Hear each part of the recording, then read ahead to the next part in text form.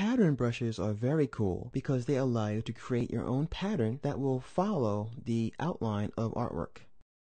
So what I'm going to do is I'm going to create a pattern that follows the stroke and allows me to change that stroke at any time. But before I do that, let me just show you what a typical pattern would look like. I'm going to draw out a stroke like so, and then I'm going to click this guy right here, and this applies that pattern to my stroke. Of course, as you know by now, you can double click on the pattern and you can change the parameters.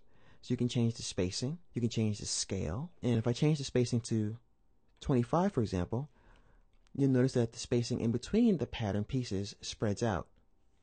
So another cool thing about the pattern is I can also grab one of the points here and I can change the actual path and the pattern will follow it.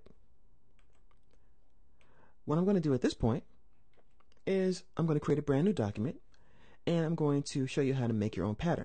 So I'm going to first of all create a couple of brush strokes after I type the word, or rather the numbers 400.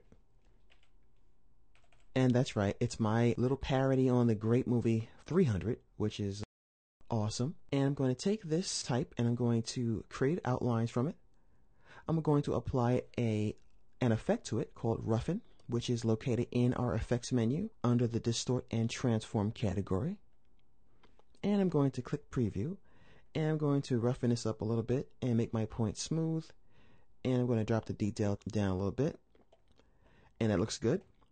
Now I'm going to grab some brush strokes and I'm going to do those down here. I'm just going to draw out some strokes, and don't worry, I'm going to change these in a moment from the pattern that we have to some of the artistic strokes here.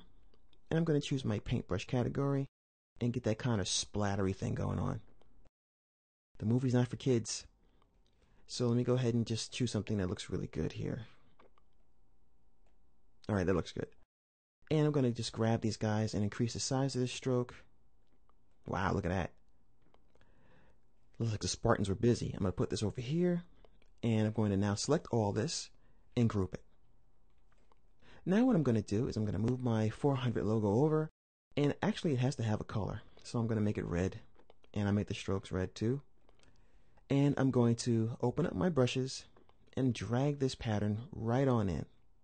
Then I can choose to create a pattern brush. Click OK, and then I'm going to leave the options as they are. Now I'll move this over, and I'm going to now paint with this new pattern, and I'll scroll down a little bit. And I'm going to grab my brush and I'm going to draw out with that 400 pattern and choose it from the list. And when I grab my direct selection tool, what I can do is change how that word looks in the document to kind of emulate the logo a little bit from the movie. And of course it will take a little bit of work, but as you see here, you can see the word 400 there and all the splatter going on just by creating my own custom brush. Of course, I can apply this as many times as I want to this stroke.